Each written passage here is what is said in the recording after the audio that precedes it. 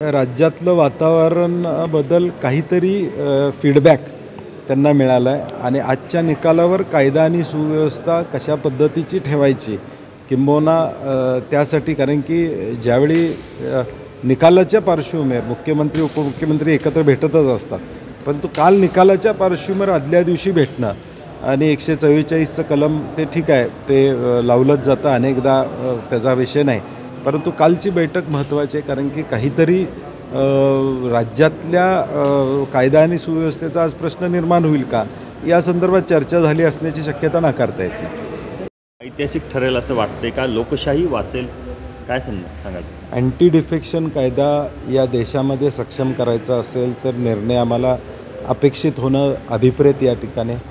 एका बाजूला डॉक्टर बाबासाहेब आंबेडकर साहेबांनी दिलेली घटना आणि दुसऱ्या बाजूला घटना बदलण्याचा चाललेला प्रयत्न, यामधला हा निर्णय देशाच्या दृष्टीनं महत्त्वाचा असणार.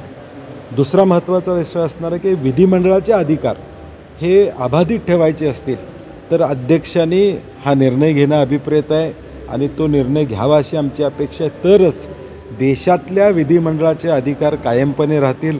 नाहीतर आज निर्णय चुकीचा घेऊन परत सुप्रीम कोर्टामध्ये न्याय मिळाला तर उद्या सगळेच विषय विधिमंडळातले सुप्रीम कोर्टामध्ये जातील आणि म्हणून विधानसभा अध्यक्षाकडून पारदर्शकपणे हा निर्णय व्हावा अशी आमची अपेक्षा असणार. खरं तर या सगळ्या घडामोडींपूर्वीच वर्षावरती गेलेल्या आहेत, काय वाटतं? नाही, मला वाटतं हे टाळलं पाहिजे होतं, किमान आजच्या निकालाच्या पार्श्वभूमीवर टाळलं पाहिजे. विधानसभा अध्यक्ष हे सर्वोच्च पद आहे, ते मुख्यमंत्र्यांना विनंती केली तर मुख्यमंत्री त्यांच्या दालनात येतात, हा इतिहास आहे. आणि मला वाटतं अगदीच महत्त्वाचं होतं तर फोनवर बोलायला पाहिजे होतं, परंतु आज निकाल आणि आधी भेटणं हे मला वाटतं थोडं या सगळ्या प्रक्रियेमध्ये विश्वासार्हता घालवण्याचा प्रकार आहे. लोकांच्यामध्ये चर्चा होती की त्या खुर्चीचा जो काय गरिमा आहे, त्या खुर्चीची जी काय विश्वासार्हता आहे ती टिकणं महत्त्वाचं आहे. शेवटी विधिमंडळाचे प्रमुख म्हणून सर्व पक्षीय सर्व आमदारांचे ते अध्यक्ष असतात आणि मला वाटतं हे